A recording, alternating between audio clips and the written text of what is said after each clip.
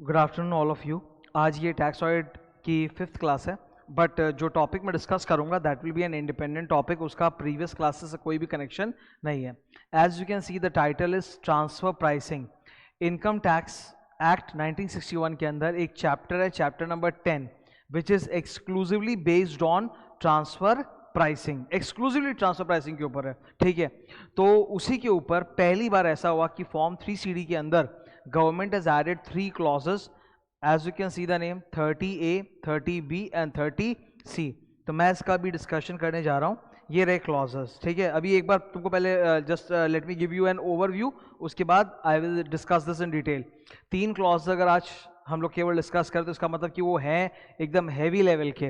And मैंने अपनी तरफ से पूरा अटेम्प्ट किया, पूरा ट्राई किया है कि I will use some illustration and example, कि जितना सिंपल हो सके उतना सिंपल से सिंपल में तुमको समझ में आ जाए और बिना ट्रांसफर प्राइसिंग चैप्टर पढ़े भी हो जाए। टैक्स ऑडिट पढ़ते वक्त सबसे बड़ी दिक्कत यही आती है कि there are so many clauses which requires proper knowledge of income tax, और जब तक वो नहीं है तब तक टैक्स ऑडिट समझ में नहीं आता।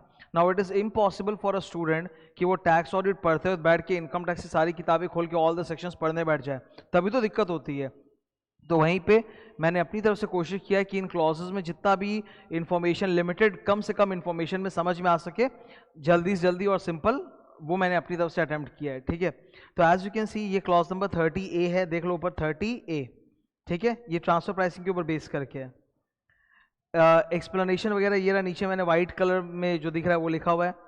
क्लॉज नंबर 30B, ये भी अगेन ट्रांसफर प्राइसिंग से कनेक्टेड, ये एग्जैक्टली ट्रांसफर प्राइसिंग नहीं है बट कनेक्टेड है। लिमिटेशन ऑन इंटरेस्ट डिडक्शन, बहुत ही अच्छा टॉपिक। फिर एक और है 30C।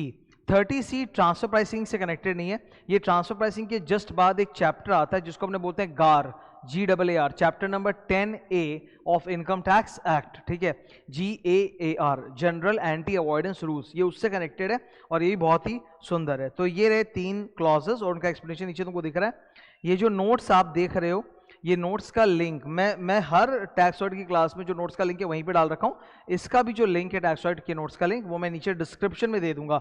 कुछ जिनको मिल नहीं रहा था प्लीज़ आप ध्यान से देखो, वो वहीं पे डिस्क्रिप्शन में लिखा रहेगा नोट्स का लिंक। ठीक है, और मेरे जो प्रीवियस क्लासेस हुए हैं टैक्स ऑडिट के 1 2 3 4, उनका लिंक डिस्क्रिप्शन में भी दिया हुआ है। और वीडियो में तुमको यहाँ पे टॉप में इस साइड तुम्हारी तरफ से, it is right side, top right hand side में you will see an I button, तो तुम वहाँ पे भी क्लिक करोगे, तुमको टैक्स ऑडिट के जो पुराने वीडियोस हैं 1 2 3 4 उसका लिंक मिल जाएगा, तुम क्लिक करके देख सकते हो। ओके, व्हाटएवर, अब मैं क्लास डिस्कशन कर रहा हूँ। Today's class is going to be totally independent of the previous classes, एकदम फ्रेश डिस्कशन होगा। As a tax auditor government मुझसे 3 क्लॉजेस के ऊपर इंफॉर्मेशन डिमांड कर रही है, तो मुझे वो 3 क्लॉजेस पढ़ने हैं, समझने हैं। नाउ ये 3 क्लॉजेस किस पे बेस करके, transfer pricing. So it is better कि एक बार मैं ट्रांसफर प्राइसिंग के जो नियम वगैरह वो आपको मैं दिखा दूं। ठीक है, ओके, सो अभी आप बोर्ड पे देख रहे हो, मैं इनकम टैक्स की वेबसाइट पे आया हूँ। ये इनकम टैक्स की वेबसाइट पे, ये देखो गवर्नमेंट ऑफ इंडिया का साइट है, उसमें चैप्टर वाइज जब आप इनकम टैक्स को देखते हो तो यहाँ पर आप देख रहे हो बोर्ड पे टॉप पे आपको लिखा हुआ दिख रहा होगा chapter 10 special provision relating to avoidance of tax. यही चैप्टर 10 होता है ट्रांसफर प्राइसिंग। इसमें बहुत सारे सेक्शंस हैं, अभी देखो स्क्रीन खुलेगा, can you see this, I think दिख रहा होगा। सेक्शन नंबर 92 से लेके स्टार्ट हो गया and it goes up to 94B। ठीक है, तो क्लॉज नंबर 30, इस ये इंटरनेट का ब्राउजर का स्क्रीन है तो इसमें मार्क नहीं कर सकता, जस्ट ऑब्जर्व, ये on top you can C a section 92CE, 92CE secondary adjustment, यही है क्लॉज नंबर 30A। और यहां नीचे आप देखो जो आखिरी सेक्शन आपको दिख रहा है, सेक्शन 94B, लिमिटेशन और interest deduction, this is clause number 30B। तो ये तो हुआ चैप्टर 10 ट्रांसफर प्राइसिंग। ओके, अब आप देखो ये चैप्टर 10A, चैप्टर 10A जिसके अंदर जाके हम लोग को क्लॉज 30C पढ़ना है। मैं ये सब इससे दिखा रहा हूँ, इससे याद रखने में और समझ में आना बहुत आसान हो जाएगा।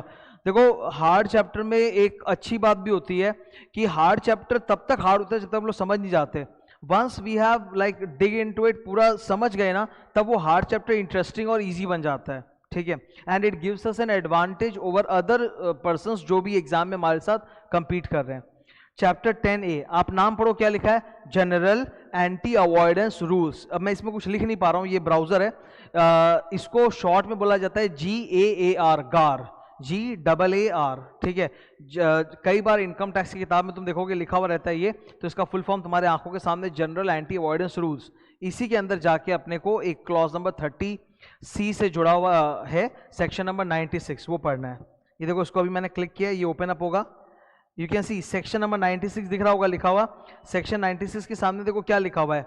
सेक्शन 96 के सामने इम्परमिसिबल मतलब नॉट परमिसिबल अवॉइडेंस अग्रीमेंट। क्या अवॉइडेंस हो रहा है? टैक्स अवॉइडेंस हो रहा है। तो कोई भी टैक्स अवॉइडेंस अग्रीमेंट आप करोगे जैसा सेक्शन 96 में बताया हुआ है, तो वो अलाउड नहीं होगा और आपको फिर टैक्स देना पड़ेगा। तो ये एक बार मैंने तुमको इनकम टैक्स की साइड से दिखा दिया ताकि तुमको पता चल जाए कि ये 3 क्लॉजेस कहां से आए, क्यों आए। अब now let us go to the clauses, ठीक है। तो ये आपके सामने अभी देखो आप क्लॉज था, ये रहा क्लॉज नंबर 30A। तो इसमें एंटर करने के पहले एक बार थोड़ा सा समझते हैं ट्रांसफर प्राइसिंग को, ठीक है। Clause number 30A transfer pricing adjustments. तुम ध्यान से सुनोगे, पूरा एकदम मैं समझा दूंगा, तुमको जाके इनकम टैक्स की किताब खोलने की जरूरत नहीं है। Chapter 10 of the income tax act deals with transfer pricing provisions. उसमें ट्रांसफर प्राइसिंग के ऊपर मेनली 92 का रेंज होता है, 92 से 92F, और उसमें और भी थोड़े 93, 94 है, पर वो ट्रांसफर प्राइसिंग से डायरेक्टली कनेक्टेड नहीं है। दो तरह के ट्रांसफर प्राइसिंग के ट्रांजैक्शंस होते हैं। एक होता है, रेड कलर में पढ़ो क्या लिखा है, इंटरनेशनल ट्रांजैक्शन, और दूसरा होता है स्पेसिफाइड डोमेस्टिक ट्रांजैक्शन।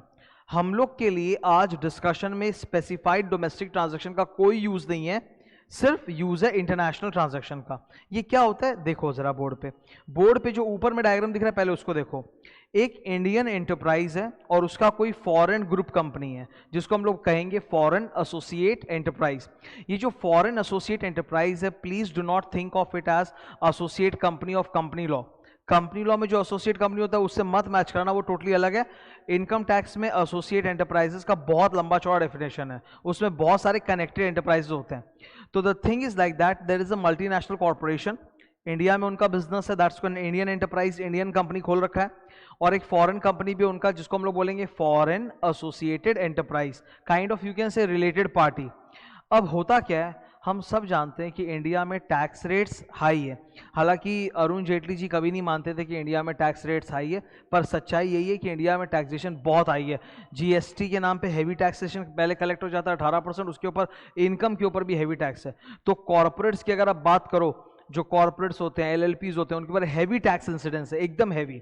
तो इंडिया में टैक्स रेट हाई है, जबकि जो फॉरेन कंट्री जहां पे इसी मल्टीनेशनल का दूसरा कंपनी है फॉरेन कंट्री में, वहां पे टैक्स रेट कम है, ठीक है। Let's have an example. आपने एक वर्ड सुना होगा टैक्स हेवन, मैं लिख रहा हूं tax haven, not haven, haven. Tax haven is basically a foreign country जहां पर इनकम टैक्स या डायरेक्ट टैक्स एकदम जीरो है या नेग्लिजिबल है। One such example would be Cyprus. Middle East Turkey, Syria सुने हो ना, उसी के बगल में एक कंट्री है, आइलैंड टाइप का है, साइप्रस। साइप्रस में इनकम टैक्स एकदम नेग्लिजिबल है, एकदम negligible, so it's a tax haven. अब सोचो, मल्टीनेशनल कंपनी ने इंडिया में भी कंपनी खोल रखा है और साइप्रस में भी कंपनी खोल रखा है। साइप्रस के बिजनेस में उसे जो प्रॉफिट्स होगा उस पर नेग्लिजिबल टैक्स है, पर इंडिया में जो उसको प्रॉफिट होता है उस पर हैवी टैक्स है। तो ये कंपनी क्या करना चाहेगी, ये कंपनी चाहेगी कि इंडिया वाले बिजनेस का जो प्रॉफिट्स है वो किसी भी तरह इंडिया में नहीं दिखा के वो प्रॉफिट साइप्रस के बुक्स ऑफ अकाउंट्स में दिखा दें। मतलब प्रॉफिट यहां नहीं आए, प्रॉफिट वहां आ जाए। हुआ ट्रांजैक्शन यहां, धंधा यहां, कमाई यहां से हुई है, प्रॉफिट्स यहां हुआ है, but that profits are being shifted to the foreign country, foreign associated enterprise. ये कैसे कर सकते हैं? Very simple. Suppose this is an Indian enterprise. जब इंडियन एंटरप्राइज अपने फॉरेन एसोसिएटेड एंटरप्राइज से परचेस करेगा तो ओवर प्राइस परचेस करेगा, इससे यहां पे कॉस्ट हमारे बढ़ जाएंगे और प्रॉफिट कम हो जाएगा। जबकि उन्होंने जो हमारे लिए परचेज है that is a sale for the foreign enterprise, तो उनकी सेल्स का प्राइस तो बढ़ गया ना, तो प्रॉफिट उनको हुआ और हमें लॉस हो गया। या फिर वाइस वर्सा, उल्टा ले लो, when the Indian enterprise is making a sale export to the foreign associated enterprise, उस सेल को अंडर प्राइस कर दो तो हमारा सेल अंडर प्राइस्ड हो गया, हमारे प्रॉफिट्स कम होंगे, जबकि उनके लिए it will B purchase at a lower price, तो उनका प्रॉफिट बढ़ जाएगा। So these are two simple examples of transfer pricing transactions. Transfer pricing transactions में होता क्या है, परचेज या सेल ट्रांजैक्शन जो इंडियन एंटरप्राइज और फॉरेन एसोसिएट एंटरप्राइज के बीच में होती है, उसको या तो हम लोग अंडर प्राइस ओवर प्राइस कर देते हैं इन अ मैनर कि profits in India are shifted to that place. इससे दो फायदे होते हैं. नंबर वन फायदा, इंडिया में अगर प्रॉफिट कम दिखाया जाएगा तो टैक्स कम देना पड़ेगा, that's number one. And number two, in a way इस बात से सबसे बड़ा खतरा है that Indian funds are getting repatriated to a foreign country. मतलब हमारे देश का धन पैसा निकलकर विदेशों में जा रहा है, that is called repatriation of funds outside India. तो दो प्रॉब्लम्स है, तो इसको रोकना बहुत जरूरी है. इसी के लिए इनकम टैक्स में एक चैप्टर 10 डाला गया ट्रांसफर प्राइसिंग के ऊपर, ठीक है, जिसका पर्पस है इन चीजों को रोका जा सके. ठीक है, तो ये हुआ इंटरनेशनल ट्रांजैक्शन. इंटरनेशनल मतलब जो बॉर्डर क्रॉस करे. तो इंडियन एंटरप्राइज का अपने फॉरेन एंटरप्राइज का ट्रांजैक्शन करना इन अ वे कि प्रॉफिट यहां से वहां शिफ्ट हो जाए, that's international transaction. Second, transfer pricing के जो प्रोविजंस आए लेटर ऑन, इनकम टैक्स में अमेंडमेंट आया, and these transfer pricing provisions were also made applicable to domestic enterprise. जैसे आप देखो ये हुए स्पेसिफाइड डोमेस्टिक ट्रांजैक्शंस. ये कैसे वर्क करता है, I will tell you. As you can see in the diagram, there is an Indian enterprise, उसके दो बिजनेसेस हैं, दोनों बिजनेस इंडिया में ही हैं. ये बिजनेस भी इंडिया में है और ये बिजनेस भी इंडिया में है. One business is non eligible. Non eligible मतलब होता है जनरल बिजनेस जिस पे टैक्स लगता है, ठीक है. और दूसरी तरफ है, इसको थोड़ा रेक्टिफाई कर लो प्लीज, दूसरी तरफ है एलिजिबल बिजनेस. एलिजिबल बिजनेस मतलब जो किसी इनकम टैक्स के बड़े एग्जेम्पशन वाले सेक्शन में फॉल करता है, लाइक सेक्शन 80 IB. ठीक है, एलिजिबल बिजनेस कुछ ऐसा बिजनेस जिसको सेक्शन 80 वाले 80I के सीरीज में टैक्स हॉलिडे अवेलेबल है, मतलब यहां पर कोई टैक्स नहीं, एग्जेम्प्टेड है, इट्स एन एग्जेम्प्टेड बिजनेस. तो अब सोचो, an Indian company which has got two businesses, an eligible and non eligible business जिसमें टैक्स देना पड़ेगा प्रॉफिट पे, एंड दूसरी तरफ एलिजिबल बिजनेस जिसमें टैक्स हॉलिडे टैक्स नहीं देना पड़ेगा. तो what will the Indian company try to do, it will try to shift the profits of the non eligible business to the eligible business. So this is also captured by transfer pricing provisions. But today our focus is not on these domestic transactions, our focus is on international transactions. Ab, before entering into the section 92 CE, let us first get familiar with few terms. पहला term है transfer price. Transfer price is the price at which the international transaction between Indian company and the foreign company has been conducted, purchase or sale of goods or services. So वो जो transaction actually जिस दाम पे दिखाया जा रहा है, that's called transfer price. Second, the most important is arm's length price, ALP. Arm's length price means when two enterprises who are totally unrelated, उनके बीच में कोई connection नहीं है, when they do a transaction under normal business circumstances, उस वक्त जो price होता है that's called arm's length price. ठीक है, arm's length price, let me give you very simple example जो मैं कंपनी लॉ में भी देता हूँ. Suppose my fees is 10,000 rupees. Okay, तो जब मेरा ही कोई मतलब जान पहचान वाला पर्सन आएगा मुझसे पढ़ने के लिए, अब अगर मेरा क्लोज रिलेटिव है तो मैं उसको फ्री में पढ़ाऊंगा. अगर वो मेरा थोड़ा सा डिस्टेंट रिलेटिव है, एकदम क्लोज नहीं है, थोड़ा डिस्टेंट रिलेटिव है, तब मैं उसको बहुत कम प्राइस पे, मतलब कम फीस पे पढ़ाऊंगा, लाइक 50% हो गया. और अगर जो मुझसे एकदम कनेक्टेड नहीं है, उससे मेरी जो नॉर्मल फीस है मैं वही फीस चार्ज करूंगा, लेट्स से 10,000. तो जो नॉर्मल मैं अपनी फीस चार्ज करता हूं 10,000, that's called arms length price. When the transaction happens with a totally unrelated person under normal business circumstances, that's called arm's length price. Okay, और जब related persons के साथ transaction होता है तो वो कम प्राइस पे होता है, that's called transfer price, TP. Now, अब हम लोग एक word सीखेंगे primary adjustment, और फिर थोड़ी देर बाद मैं आऊंगा secondary adjustment पे. What is primary adjustment? Primary adjustment means the difference between the transfer price and arm's length price. TP minus ALP or ALP minus TP. Arm's length price और transfer price के बीच में जो difference है, that difference is called primary adjustment. अब देखो ये तो depend करता है कि purchase का transaction था कि sale का transaction था. अकॉर्डिंगली टीपी माइनस एएलपी या एएलपी माइनस टीपी होगा। You getting my point? मान लो कि अगर हम लोग परचेज कर रहे हैं, we are the Indian enterprise, we are purchasing, तो परचेज हम लोग अगर करना चाहते हैं ट्रांसफर प्राइसिंग के अंदर, अपनी प्रॉफिट को कम करना चाहते हैं, तो purchase will be at a higher price, तो ट्रांसफर प्राइस ज्यादा होगा और एएलपी कम होगा। वाइसे वर्सा अगर हम लोग सेल कर रहे हैं और प्रॉफिट शिफ्ट करना चाहते हैं, तो सेल करेंगे तो अंडर प्राइस करेंगे ताकि प्रॉफिट कम आए, तो वहां पे ट्रांसफर प्राइस कम होगा और एएलपी ज्यादा होगा। तो accordingly it can be TP minus ALP और ALP minus TP, that's called primary adjustment. अनलाइन कर लो मेरे साथ।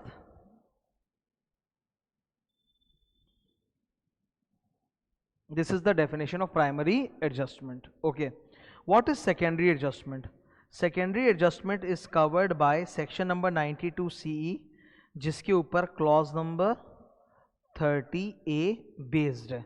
मैं एक एग्जांपल भी दूंगा, उससे और अच्छी तरह से क्लियर होगा। सेकेंडरी एडजस्टमेंट मतलब हम लोगों ने ट्रांसफर प्राइस देख लिया जो एक्चुअल ट्रांजैक्शन प्राइस है। आर्म्स लेंथ प्राइस मतलब जो इंडिपेंडेंट प्राइस होना चाहिए वो, उनके बीच में जो डिफरेंस है दैट्स कॉल्ड प्राइमरी एडजस्टमेंट। अब इसकी वजह से दोनों कंपनी, इंडियन कंपनी और फॉरेन कंपनी, दोनों के बुक्स ऑफ अकाउंट्स में आपको एंट्री पास करके एडजस्टमेंट करना पड़ेगा, रिवर्स करना पड़ेगा, so that actual profits are recorded. क्योंकि अभी जो प्रॉफिट्स इंडिया में दिखाए जा रहे हैं वो कम है, बाहर जो दिखाए जा रहे हैं ज्यादा है। यही तो पर्पस है पूरा इस झोल का। तो you have to make an entry in your books of accounts so that actual profits are reflected in the Indian enterprise as well as in the foreign enterprise. Such an adjustment in books of accounts by passing reversal journal entry is called secondary adjustment. So secondary adjustment का मतलब है adjustment in the books of accounts, ठीक है।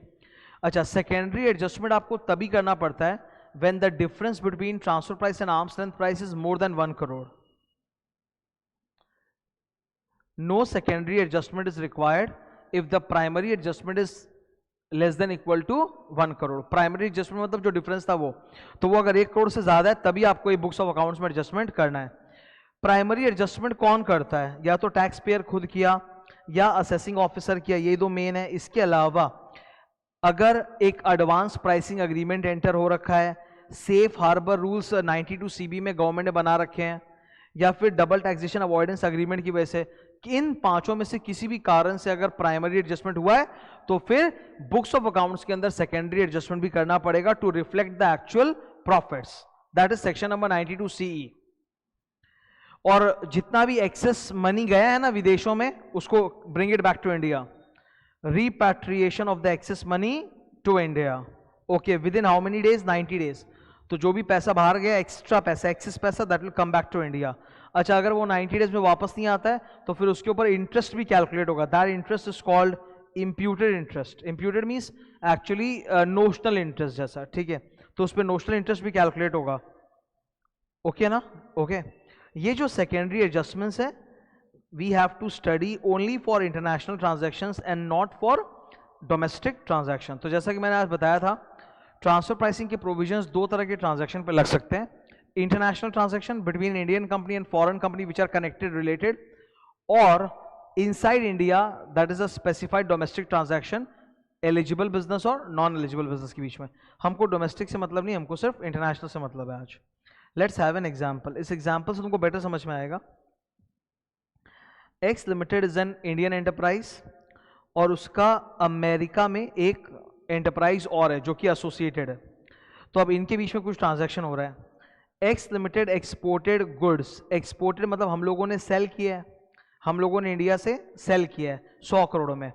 अगर हम लोगों ने cell किया होगा तो पक्का हम लोगों ने कम प्राइस पे सेल किया होगा ताकि हमारी प्रॉफिट कम हो जाए और अमेरिका में प्रॉफिट बढ़ जाए, ऐसा ही होगा ना, ठीक है।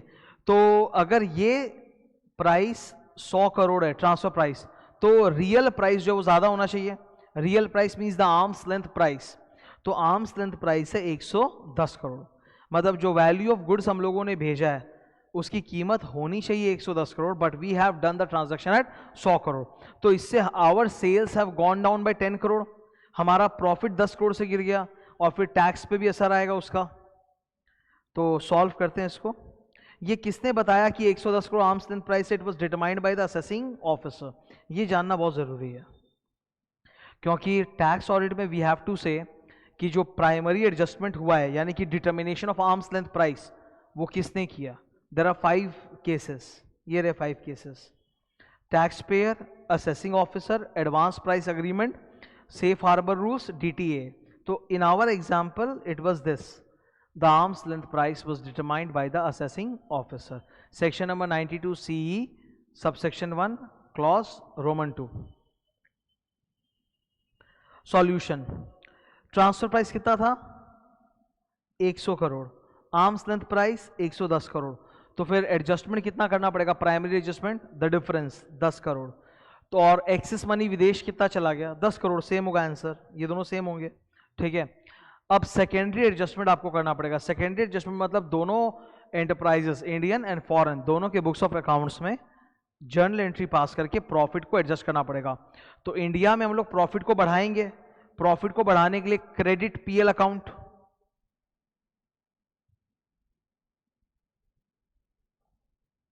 बाई 10 करोड़, ये इंडियन एंटरप्राइज में एडजस्टमेंट होगा. और उल्टा फॉरेन एंटरप्राइज को प्रॉफिट अपना गिराना है तो they will debit the PL account by 10 crore. This is secondary adjustment. तो ये एक अच्छा खासा एग्जांपल था. 10 करोड़ का जो अमाउंट एक्सेस मनी है that should be refunded back to India, repatriated बोलते हैं उसको, विद इन 90 डेज. अब अगर 90 डेज में पैसा आ जाता है तो ग्रेट, नहीं आता तो फिर उसके ऊपर भी इंटरेस्ट कैलकुलेट किया जाएगा.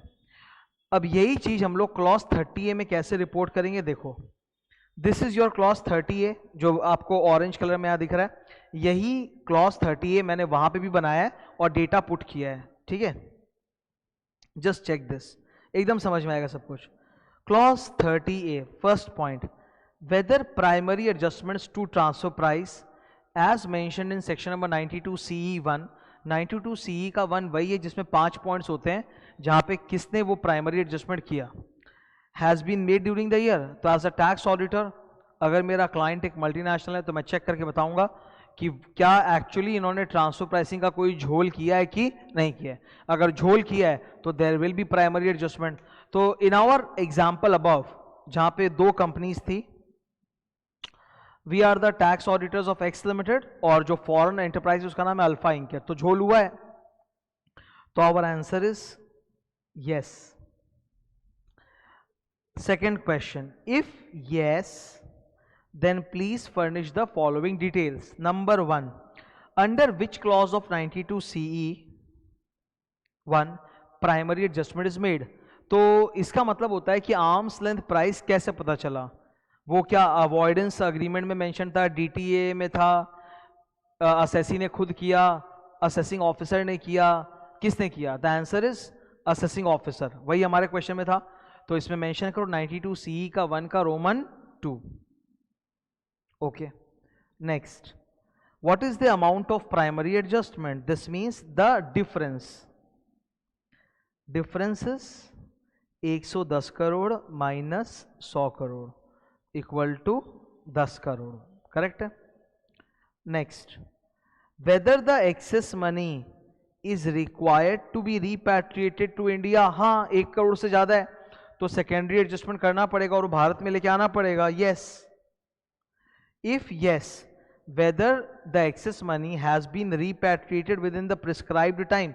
What is the prescribed time? 90 days. तो एक बार के लिए मैं अज्यूम कर रहा हूं कि 90 डेज के अंदर वो 10 करोड़ वापस नहीं आया. एक बार अज्यूम करते हैं ताकि इंटरेस्ट निकालना पड़ेगा. तो अगर वो 90 दिन के अंदर पैसा नहीं आया तो फिर इंटरेस्ट कैलकुलेशन होगा. Interest calculation is simple, principal into rate into time by 100. तो लेट अस अज्यूम कि वो 15 लाख रुपए है.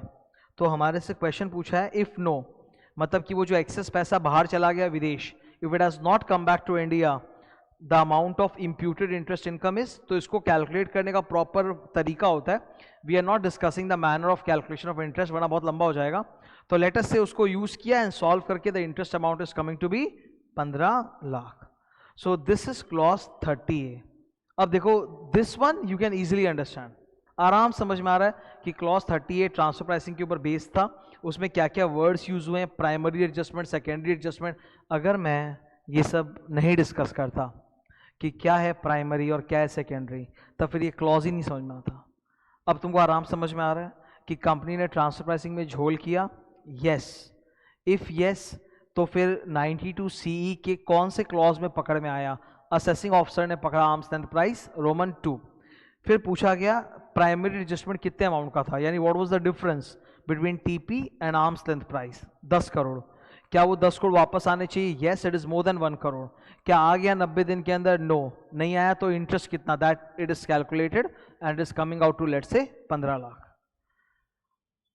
तो दैट वाज क्लॉज 30A। अभी आप देख लो, ये आपको पूरा क्लियर हो गया होगा, ठीक है। यहाँ पे ये रहा explanation in short. You don't need that long explanation now. एक बार you have watched the video, you have understood कि ओके क्लॉज 30A ये है। अब आप खाली इतना सा भी पढ़ोगे ना तो आपको पूरा समझ में आ जाएगा। Next clause 30B। तो 25 मिनट लगे मुझे सिर्फ एक छोटा सा क्लॉज 30A डिस्कस करने में, पर समझ में आ रहा है डिफरेंस, कि समझ में आ रहा है पूरा, यू कैन अंडरस्टैंड। एंड ये चीज़ मैंने खुद एज अ स्टूडेंट नोटिस की है कि once we understand a particular concept which was hard था, समझ गए तो समझने के बाद वो इजी लगता है, इंटरेस्टिंग लगता है, दोबारा जल्दी से भूलते नहीं है। अब बार बार रिवाइज करते वक्त we don't have to like go through the whole thing, अब एक बार में समझ में आ जाता है। क्लॉज 30B, ये इसका सेक्शन है 94B। ये रहा, मैं लिख देता हूं। ये कुछ कुछ ट्रांसफर प्राइसिंग जैसा ही, ये पर एकदम अलग लेवल का चीज है। Okay, it is also a part of chapter 10 of income tax act. So it's a part of chapter 10 section number 94B। इसमें भी तुम देखो, they are asking you few questions. Okay, so you can understand these questions only after you understand what is section 94B।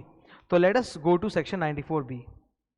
यहाँ पे देखो explanation डाला हुआ है, ये दिख रहा है आपको, और मैं अभी थोड़ा सा और अपनी तरफ से डिटेल एक्सप्लेनेशन पुट कर रहा हूँ। चलो देखते हैं। ये भी एक जोरदार कॉन्सेप्ट है। ओके, अब बिजनेस, एक बार आप इस एक्सप्लेनेशन को बाद में देखना, इक्वेशन वगैरह को। First you listen to me. Okay, in business the capital structure is divided into 2 parts, debt funding, equity funding. Equity funding मतलब ओनर का पैसा, डेट फंडिंग मतलब जो लोन पे आया है पैसा, ठीक है। डेट फंडिंग का जो कॉस्ट होता है that is called interest. Interest का डिडक्शन पीएल में मिलता है। You can put interest, you can debit interest to PL, you will get deduction also, ठीक है, उसका आपको डिडक्शन भी मिल जाएगा।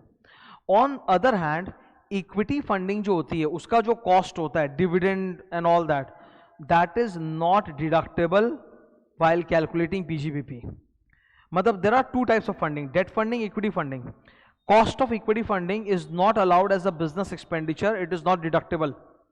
Whereas the cost of debt funding, that is interest, is allowable as business expenditure and deducted in computation of PGBP income. So company क्या कर रही है, अपना debt funding बढ़ा के शो कर रही है ताकि इंटरेस्ट ज्यादा आए, इंटरेस्ट पेमेंट करना पड़े, और यहाँ पे इंटरेस्ट डेबिट होने से प्रॉफिट्स गिर जाए। झमेला तब है when the debt has been taken from a foreign associated enterprise. Look at the board. ये है इंडियन एंटरप्राइज एंड इन्होंने डेट फंडिंग रेस किया है किससे? फॉरेन एंटरप्राइज से। अपने ही associated related party foreign enterprise से डेट फंडिंग शो कर दिया है। अब डेट अगर ले रहे हैं फॉरेन एंटरप्राइज से तो उनको इंटरेस्ट पेमेंट करना पड़ेगा, and the amount of interest that we are paying is turning out to be more than 1 crore. एक अच्छी बात आप याद रखना अगर एग्जाम में एमसीक्यू में आए, क्लॉज नंबर 30A जो जस्ट अभी मैंने पढ़ाया था ट्रांसफर प्राइसिंग का, और क्लॉज 30B, दोनों में ये मोर देन 1 करोड़ का क्राइटेरिया है। क्लॉज 30A में they wanted that the primary adjustment is more than 1 crore, तब सेकेंडरी एडजस्टमेंट करेंगे। और यहां पे भी बोल रहे हैं कि if the interest on the debt money paid outside India is more than 1 crore, तब हम लोग इसको अप्लाई करेंगे। तो ये मोर देन 1 करोड़ दोनों जगह है, ठीक है। तो इस केस में government has put a ceiling, government has put a cap on the maximum interest that can be allowed. इससे ज्यादा इंटरेस्ट आपको पीएल में डेबिट करने नहीं मिलेगा। If you are paying interest to your foreign enterprise, the maximum interest that is allowable as an expenditure in your PGBP is 30% of EBITDA. अब आप EBITDA बोलो या एबिटा बोलो, it's same. I am following the language mention in the section and that section is EBITDA, earnings before interest, tax, depreciation, amortisation. Real world में EBITDA is a very famous word, हम लोग financial management में बहुत बार सुनते हैं EBITDA. असली income जिसको बोलते हैं ना, वो एबिटा ही होता है। मैं आपको बता रहा हूँ, जैसे मेरी बात को जस्ट आप समझने की कोशिश करो। I have made sales during the year, I want to know my profit. अब जो प्रॉफिट निकल के आता है पैट, प्रॉफिट आफ्टर टैक्स, वो एक्चुअली डिसीजन मेकिंग के लिए अच्छा होता ही नहीं है। That's just an accounting figure, PAT. The real figure which helps me in decision making is my EBITDA, कि how much I have earn before that interest, depreciation, tax and amortisation. चलो interest तो हम लोग के business में, मतलब in my coaching business there is no interest because we don't have any debt funding, it is own fund, पूरा का पूरा इक्विटी फंडिंग है, सेल्फ फंडिंग है। पर टैक्स तो है, डेप्रिसिएशन तो है, एमोर्टाइजेशन तो है, lot of videos are there जो मैं पढ़ा रहा हूँ, फिर ये मेरा क्या नाम है, ये बुक्स है, इनका तो कॉपीराइट होता है, इंटेंजिबल असेट, तो उसमें एमोर्टाइजेशन भी है। तो रियल डिसीजन मेकिंग फैक्टर जो है वो एबिटा ही होता है। तो गवर्नमेंट ने बोला कि अगर आप अपने विदेशी कंपनी से, एमएनसी है, अपने फॉरेन काउंटर पार्ट से डेट रेस कर रहा है, फिर उसको इंटरेस्ट पेमेंट कर रहा है, तो maximum interest that will be allowed as deduction is 30% of EBITDA. उससे ज्यादा अगर आपने इंटरेस्ट पे किया है तो वो excess portion will be disallowed, that will be added back to your PGBB profits. और देखते हैं, चलो रीड करते हैं इसको, ये मेरा ही नोट्स है। MNCs typically deploy such a financial structure where debt is more and equity is less, that it results in shifting of profits from India to foreign country. Obviously, अगर हम लोग वहाँ से डेट ज़्यादा दिखाएंगे और उनको इंटरेस्ट ज़्यादा पे करेंगे तो हमारा तो प्रॉफिट कम होगा, इंटरेस्ट ज़्यादा मतलब प्रॉफिट कम, और उनका प्रॉफिट बढ़ेगा, बिकॉज जो हमारे लिए इंटरेस्ट एक्सपेंस है वो फॉरेन एंटरप्राइज के लिए इंटरेस्ट इनकम है, करेक्ट। तो अल्टीमेटली ये भी तो ट्रांसफर प्राइसिंग जैसा ही हुआ ना, shifting of profit from India to outside. Hence section 94B restricts the interest deduction, excess interest equal to actual interest paid to foreign associate enterprise which is more minus maximum allowable interest. What is maximum allowable interest?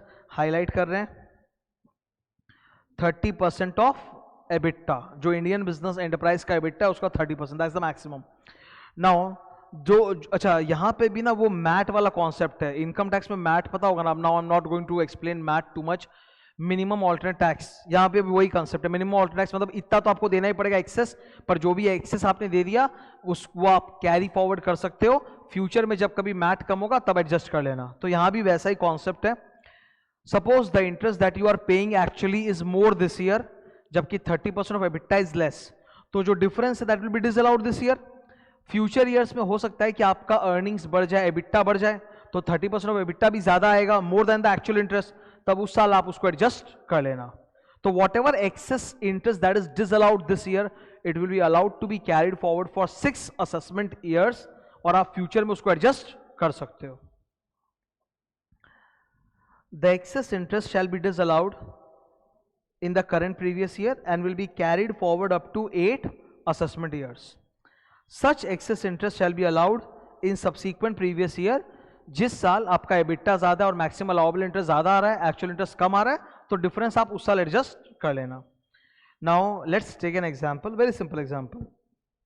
X limited Indian company, alpha Inc foreign company, हम लोगों ने loan लिया है 500 करोड़ का, 12% interest है, तो 12% of 500 comes out to 60 crore, that is the actual interest.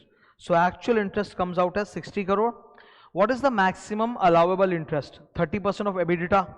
They have given the EBITDA, लिख देता हूं मैं एबिटा 180 करोड़, तो 180 करोड़ का एबिटा है, उसका अगर हम लोग 30% निकालेंगे इट कम्स टू 54 करोड़।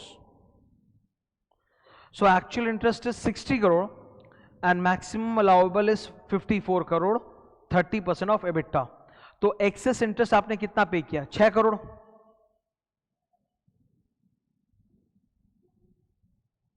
ये 6 करोड़ इस साल डिसअलाउ हो जाएगा, ये 6 करोड़ इस साल डिसअलाउ हो जाएगा। अब यही full information we have to show this full information in clause 30B। जो क्लॉज 30B आपको यहां दिख रहा है ऑरेंज बॉक्स में, उसी को मैंने वहां पे पुट किया है ताकि मैं अपना डेटा फीड कर सकूं। Clause 30B, whether the assessee has incurred expenditure during the previous year by way of interest exceeding 1 crore as referred in section number 94B. So in my example, yes, we have paid 60 crores of interest as against the 30% limit of 54. So excess interest pay hua hai, yes. If yes, tell us the amount of expenditure by way of interest incurred. तो आपने कितना interest दिया है? 60 crore total. What is your EBITDA? अपना EBITDA बताओ please. तो EBITDA हम लोग का कितना था? 180 करोड़. अमाउंट ऑफ, अब ये पूछ रहे हैं मेरे से कि एक्सेस कितना है बताओ. तो एक्सेस हम लोग सॉल्व करेंगे. 60 crore minus 30% of 180, 60 minus 54 comes to 6 crore. Okay. अब नेक्स्ट पूछ रहे हैं क्या पुराने किसी साल का भी एक्सेस इंटरेस्ट इनकम है क्या which you have brought forward in the current year? तो लेट्स से नो. फिर इस साल अब आप बताओ कितना कैरी फॉरवर्ड होगा. तो एक्सेस इंटरेस्ट 6 करोड़ डिसअलाउ हुआ है and that is allowed to be carried forward for 8 assessment years. ठीक है. So this is clause 30B. As you can see अभी I have discussed 2 clauses with you, 30A and 30B. ठीक है. और ये दोनों क्लॉजेस चैप्टर 10 ट्रांसफर प्राइसिंग से थे. इनका टैक्स ऑडिट के पुराने किसी भी और सेक्शन डिस्कशन के साथ कोई कनेक्शन, एकदम इंडिपेंडेंट. आपने पढ़ा, आपने देखा, आपको क्लियर हो गया. Now there is one more clause 30C. 30C, it is applicable from 1st April 2020. 30C is based on chapter 10A.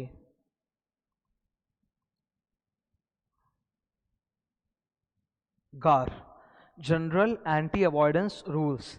इसके अंदर एक सेक्शन है 96, सेक्शन नंबर 96 में बताया हुआ है what is impermissible avoidance transaction, और उसी के ऊपर they have asked the questions. तो तुमको सेक्शन 96 में जो लिखा हुआ डेटा है ये इतनी जल्दी समझ में नहीं आएगा. Let me first explain line by line. ठीक है. तो I will start from section 95.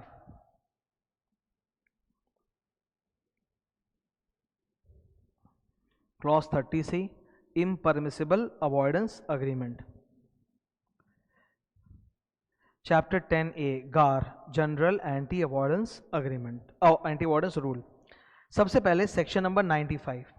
Section number 95 बोलता है अगर पता चलता है कि the assessee has entered into any kind of agreement or arrangement which is impermissible and which has been done with the purpose of avoiding tax wholly or partially, then such an agreement or arrangement shall be discarded and that much amount of benefit of tax that the assessee has enjoyed shall be brought to books and it will be added to your PGBP income.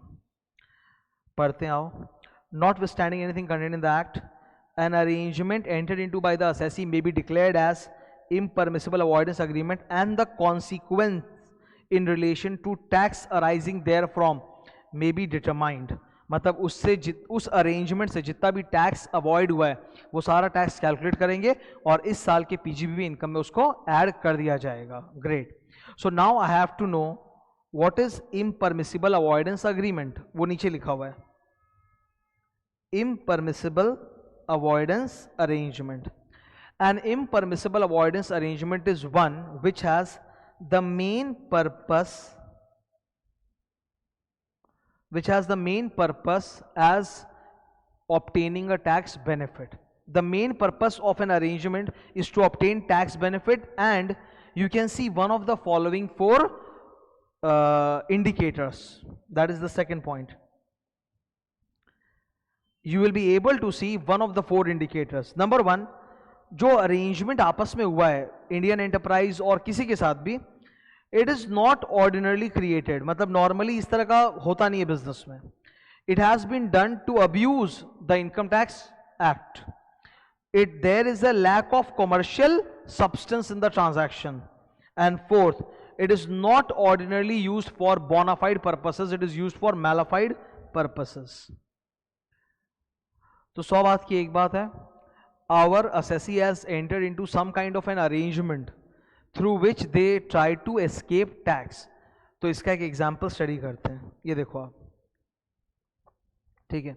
मैं ये example एक बार आपको थोड़ा draw करके बता देता हूं यहीं पे, ओके, देख लो आप जरा।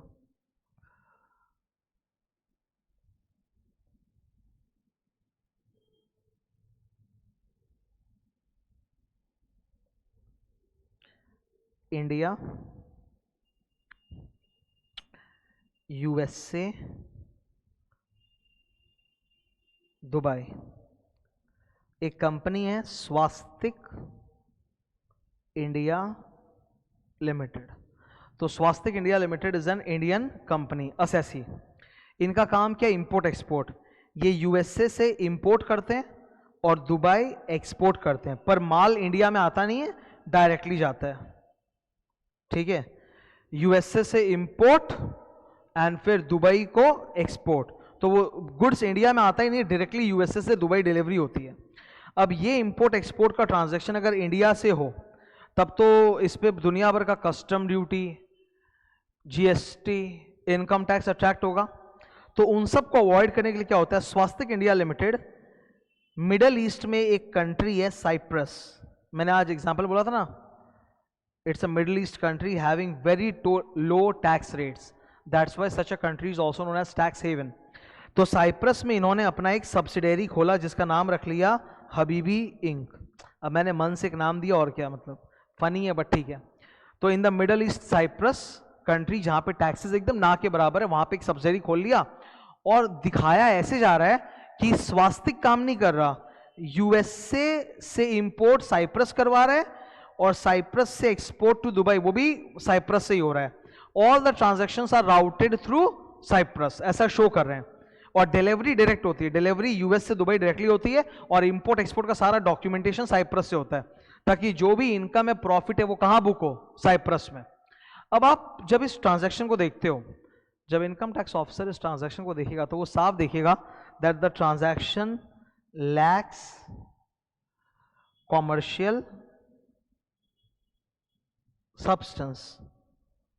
मतलब रियलिटी कुछ और ही है, ये जो आप ऊपर से दिखावा कर रहे हो, हम लोग जैसे अकाउंट्स में भी पढ़ते हैं ना, substance over form. So form of the transaction तो ऐसा है कि साइप्रस से हो रहा है, बट रियल सब्सटेंसेस की वो साइप्रस से नहीं हो रहा है, इंडिया से हो रहा है। All the management and everything and the decision making is done from India, सब कुछ। बट रिकॉर्डिंग किसके बुक्स में हो रहा है, साइप्रस के बुक्स में हो रहा है, ताकि प्रॉफिट वहां चला जाए। तो such a transaction is called impermissible avoidance transaction. Now we will report it in clause 30C. ये रहा clause 30C, इसमें आपसे क्वेश्चंस पूछे हुए हैं, इसी को मैं वहां पे पुट कर रहा हूं और अपना रिप्लाई डाल रहा हूं, ठीक है। clause 30C, whether the assessee Swastik India has entered into impermissible avoidance arrangement mentioned in section 96, yes, या नहीं होना चाहिए, बोलना चाहिए yes, ठीक है। मैंने यहाँ पे या लिख दिया गलती से, तो वो ये यस करो उसको, ठीक है ना, स्वैग वाली कोई बात नहीं है, वो प्रिंटिंग मिस्टेक है।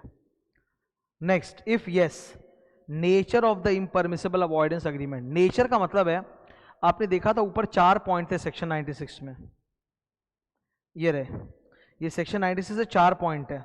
पहला point, creates rights and obligations जो ऑर्डिनरी बिजनेस में होते नहीं, या अब्यूज ऑफ इनकम टैक्स, या लैक्स कमर्शियल सब्सटेंस, या फिर मैलाफाइड पर्पसेस।